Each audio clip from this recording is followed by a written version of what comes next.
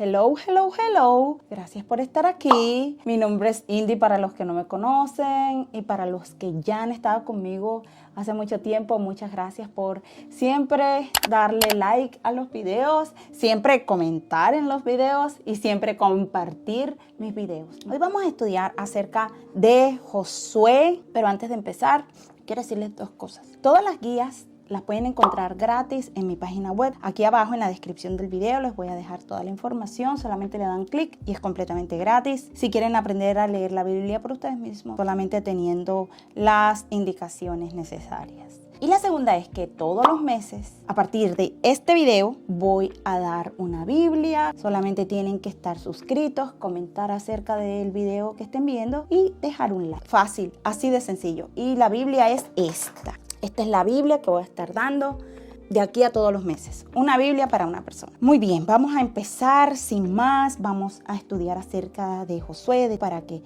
podamos entender dentro del contexto qué es lo que vamos a ver. Esto que están viendo en pantalla es nuestro mapa, es lo que vamos a usar mientras ustedes están por allá. Yo voy a estar por aquí y cuando uno hace un tutorial, yo quiero que a mí me expliquen todo. Vamos a estudiar un solo versículo del Antiguo Testamento y vamos a ir paso a paso para ver cómo podemos aprender mejor la palabra de Dios. Y esto lo pueden aplicar para toda la Biblia. Con estos pasos estamos hablando de las leyes de interpretación bíblica, que es la hermenéutica y la exégesis. También les voy a dejar aquí en la descripción ese video donde explico qué es las leyes de interpretación bíblica, qué es la hermenéutica, qué es la exégesis, cómo se hace, para que lo vayan a ver. Entonces vamos a empezar con el contexto. Luego vamos a seguir con los términos y las preguntas. Siempre que leamos la Biblia, siempre tenemos que saber qué es el contexto. ¿Y qué es el contexto? Es donde se está originando toda la situación, en el momento donde se origina, en el lugar donde se origina, con los personajes que intervienen y lo que está pasando ahí. Empecemos sabiendo que estamos estudiando una porción del libro de Josué. ¿Quién es el autor de Josué? Muchas veces en la Biblia no nos dice quién es el autor, pero los eruditos y los teólogos han descubierto que a partir de los escritos, de la manera como escribían algunos autores, se deduce que tal persona tiene la autoría del libro. Y aunque no se especifica en el inicio del libro, yo, fulano de tal, así como muchas veces el apóstol Pablo empezaba sus cartas, yo, apóstol Pablo, siervo de Jesucristo. Aquí el autor no se identifica como yo, el autor tal, pero muchos estudiosos y eruditos, teólogos, han determinado por medio de los escritos que este libro lo escribió Josué, el mismo Josué. Por ejemplo, miren cómo yo lo hice. Obviamente no usé colores lindos ni nada, pero aquí se les da una idea de cómo yo hice mi estudio. Ustedes lo pueden hacer en su cuaderno. Solamente toman el versículo y así lo van dividiendo así tal cual como yo les voy a mostrar acá. El autor del libro podemos decir que fue Josué. ¿Quién fue la audiencia de este libro? ¿A quién se escribió o para quién se escribió este libro? Para el pueblo de Israel. ¿Qué lugares o qué escenario me está diciendo esto? Iban a tener posesión de su tierra prometida y tenían que cruzar el Jordán. Ese era el escenario en el cual se estaba llevando a cabo este versículo en particular, porque el contexto de este versículo es Josué capítulo 1. Vamos a decir el río Jordán o antes de cruzar el río Jordán. La fecha aproximada entre 1400 y 1370 antes de Cristo. El propósito de este libro era animar a Josué para la tarea que le venía, porque no iba a ser fácil. Moisés acababa de morir y Josué iba a tomar las riendas de dirigir al pueblo, llevarlo a la tierra prometida, y no iba a ser fácil porque el pueblo de Israel era muy difícil. Era un pueblo de dura cerviz. Una vez que ya tengamos el contexto de la historia que estaba pasando en ese tiempo o en ese momento, vamos a pasar a los términos. Aquí vamos a hacer una flecha. Uy, se me olvidó. Ay, se me olvidó, perdónenme. Vamos, ¿qué es lo que nosotros vamos a hacer? ¿Cómo vamos a hacer anotaciones? ¿Qué tal? Se me olvidó, perdón. Y en las anotaciones, ¿qué es lo que hace? ¿Qué es lo que nosotros hacemos cuando anotamos en nuestra Biblia? Vamos a anotar lo que vemos, simplemente lo que veo. lo que veo en el pasaje, lo que veo en el contexto del capítulo, lo que veo en el contexto de todo el libro que estoy estudiando. Si estoy estudiando un versículo, tengo que tomar en cuenta que el versículo no está solo ni está aislado, sino que tiene unos acompañantes, un versículo anterior, un versículo posterior. A eso se le conoce contexto bíblico, donde vamos a ver palabra por palabra qué era lo que estaba pasando en ese momento. Eso, para empezar. Ahora sí, seguimos. ¿Qué vamos a ver en los términos? Vamos a ver palabras que se repiten, las palabras importantes, conjunción, verbos, adverbios, todo eso. ¿Para qué? Para descifrar el significado de lo que el autor del libro quiso decir. Y aquí esto es muy importante porque siempre que abrimos la Biblia, la abrimos así como que donde caiga el dedo y a ver qué Dios me dice, como que si fuera de manera subjetiva, como algo abstracto. La Biblia no se puede tratar como un libro subjetivo y abstracto, porque la Biblia no es un libro de ciencia ficción. La Biblia es un libro legítimo, histórico, con personajes reales, lugares reales, acciones reales. Todo fue registrado en la historia para que nosotros pudiésemos tener las vivencias del pueblo de Israel y la teología de Dios. Fue un libro real, no fue como o ninguna de esas historias de ciencia ficción como Superman y qué sé yo, el hombre araña y todo esto. Son ciencia ficción, eso no pasó en la historia, no está registrado, no son hechos que fueron compilados por la arqueología, por la ciencia. Y nosotros podemos examinar o dar nuestro criterio y opinión sobre las acciones de los personajes. No así en la Biblia, que nosotros no podemos decir, es que yo siento que eso fue lo que hizo Moisés, porque Moisés esto fue lo que nos quiso decir, o Moisés, o Josué, o Isaías, porque es una manera irresponsable de estudiar la Biblia, y así se ha estudiado por muchísimos años, sin tener en cuenta la importancia del contexto, de la gramática, etcétera, etcétera. Y a eso es lo que se le conoce como las leyes de interpretación bíblica, la hermenéutica y la exégesis. Entonces vamos a estudiar los términos, la gramática primero, la estructura gramatical, y luego vamos a pasar aquí con la primera palabra con la que inicia el versículo. Entendemos que la Biblia es un libro que fue inspirado por Dios, es inspiración divina. Dios escogió hombres a lo largo de la historia para escribir la palabra. Y todo lo que esos hombres escribieron, inspirado por Dios, por el Espíritu Santo, tiene un significado valioso y siempre lo encontramos en palabras. Y aquí vamos a estudiar la primera palabra con la que abre el versículo. Luego vamos a ver lo que les acabé de decir de contexto bíblico, que es el verso anterior y el verso siguiente, porque no podemos estudiar los versículos de manera aislada, sino van a decir lo que nosotros queremos que diga. La Biblia no se interpreta como yo creo que se interpreta o como fulano cree, o cada quien tiene su interpretación de la Biblia, porque no es así. Cada quien entonces interpretaría la Biblia a su manera y no a la manera del autor, que es Dios mismo, y para eso nos dio el texto, para que ahí mismo vamos a encontrar las respuestas.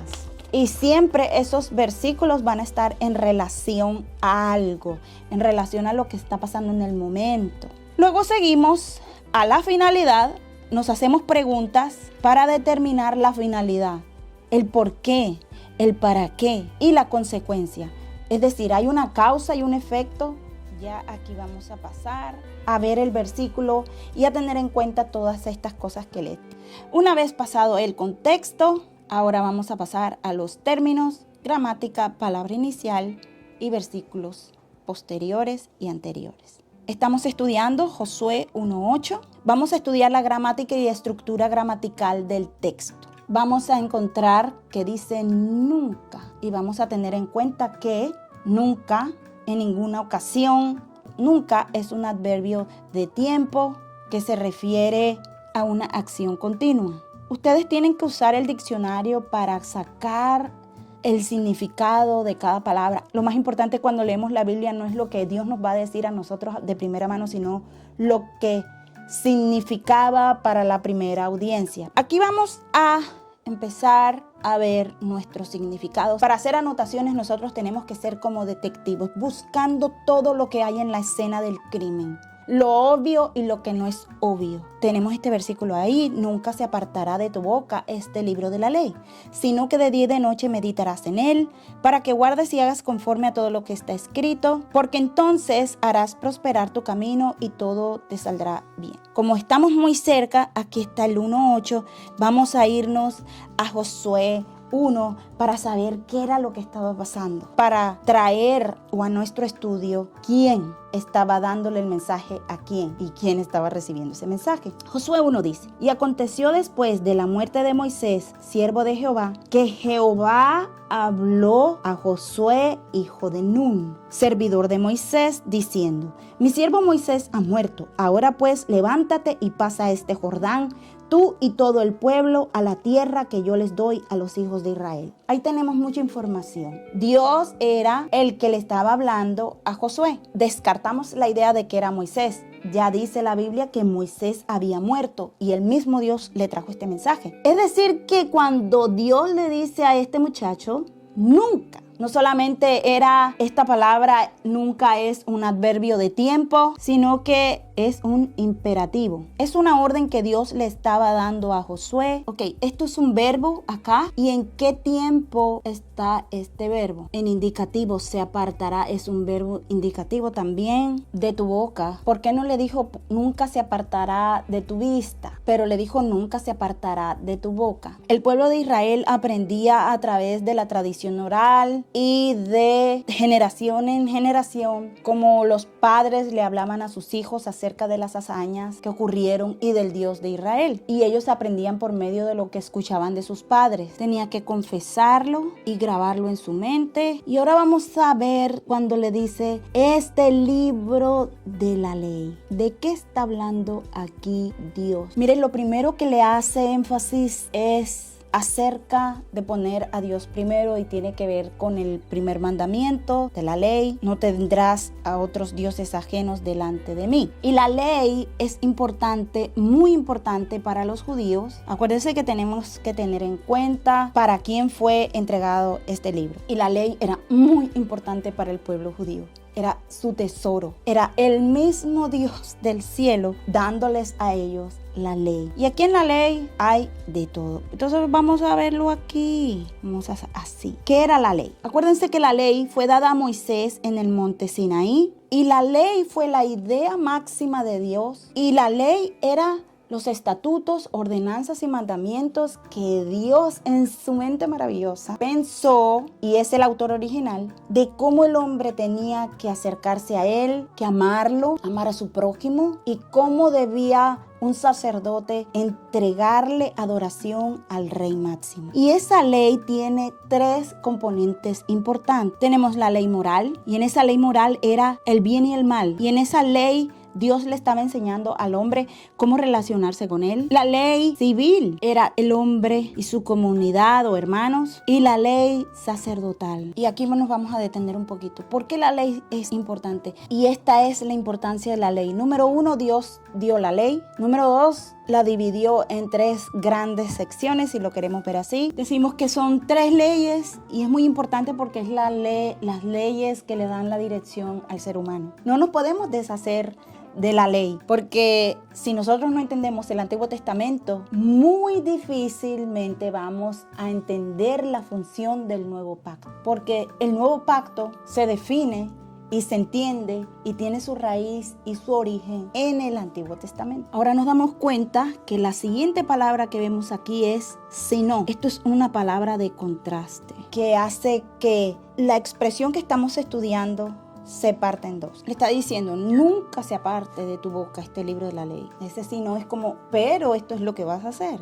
Sino que de día y de noche. Ustedes saben que de día, ¿qué se hace de día? De día se trabaja, se ocupa para las labores donde nosotros vamos a producir. En el día nosotros producimos un resultado, vamos a trabajar, hacemos todas las actividades pertinentes que tengamos que hacer. Y en la noche la usamos para descansar.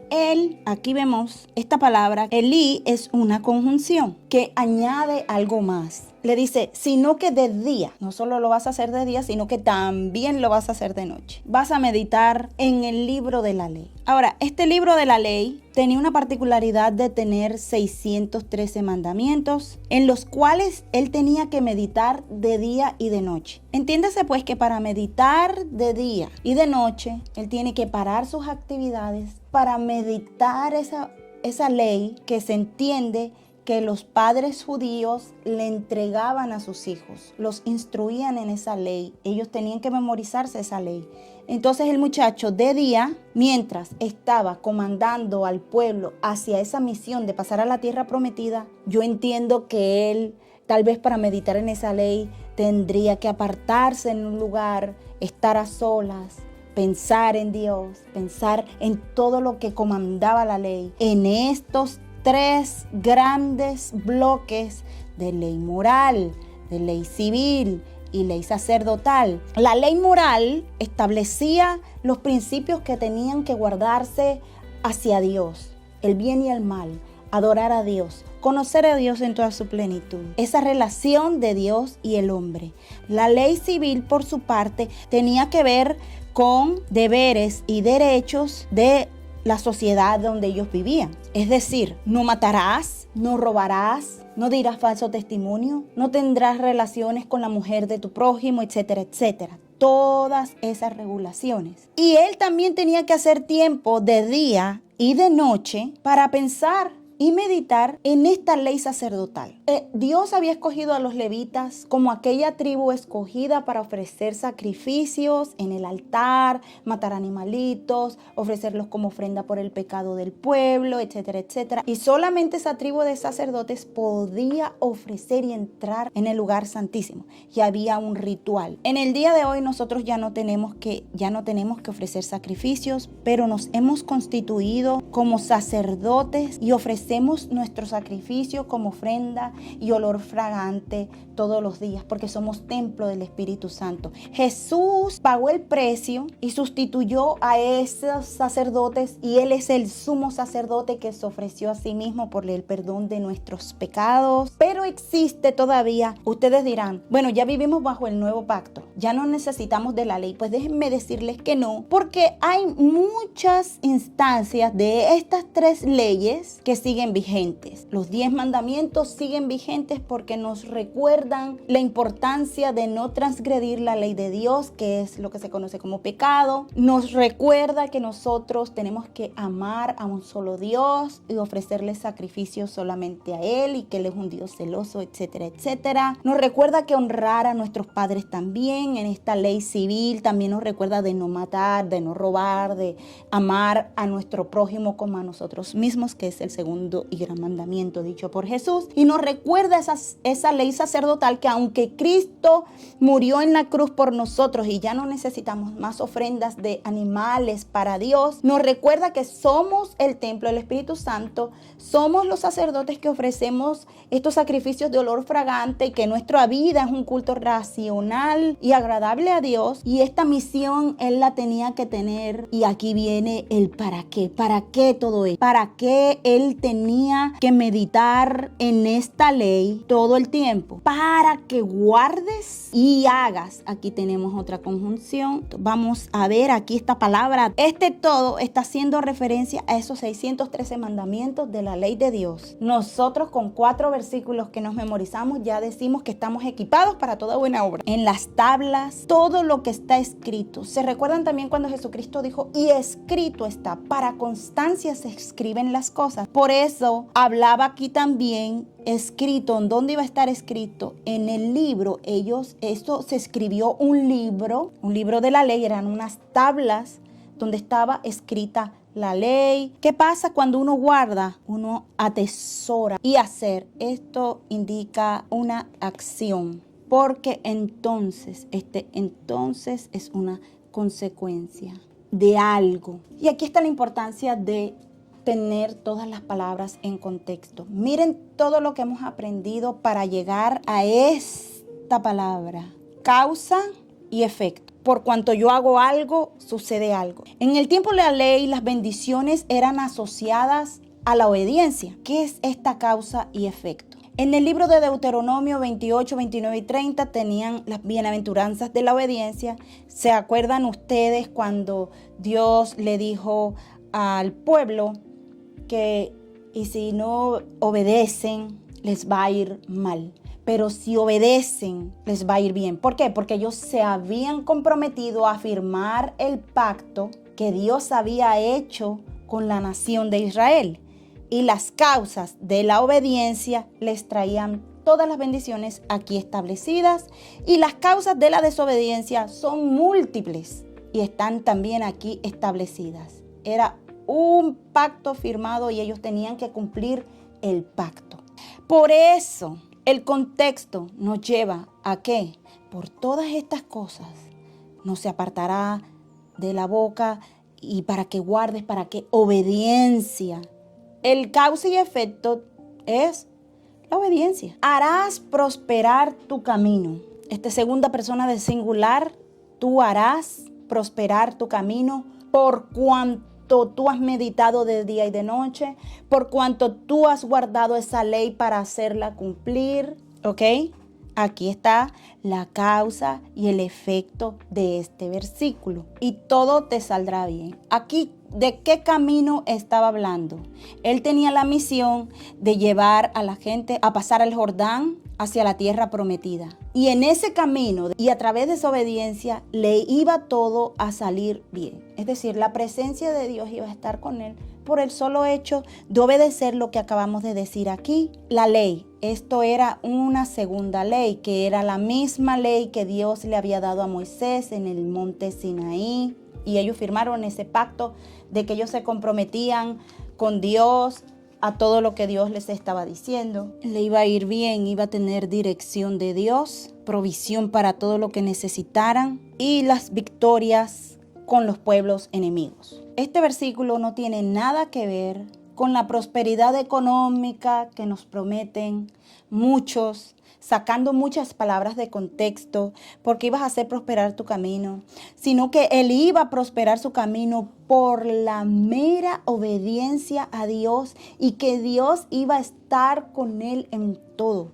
Aquí se resalta es a Dios sobre todas las cosas, a Dios como soberano de todo, y el mensaje principal es tener a Dios en todo para que tengamos esa dependencia de Él, para que nos vaya bien en nuestros caminos, para que nosotros meditando en la palabra de día y de noche seamos transformados y podamos guardarla, atesorarla y agradar a nuestro Dios. Este es el mensaje que quiso decir el autor que escribió el libro de Josué para dejarnos ese espejo a todos nosotros. ¿Y ustedes cómo pueden hacer estas anotaciones? Por ejemplo, yo se los hice aquí en una pequeña gráfica un poco desordenada. Los personajes que intervienen en esta historia es obviamente Dios, Moisés. ¿Qué podemos decir de Moisés? Moisés es el escogido de Dios para libertar al pueblo. Josué es el sucesor de Moisés. Ustedes pueden ahondar un poquito más acerca de eso, pero siempre cuando vayan a hacer sus anotaciones, vean como detectives y busquen debajo de las piedras porque las respuestas están aquí. Y ya con toda esa información que nosotros tenemos, nosotros podemos aplicar basado en el espejo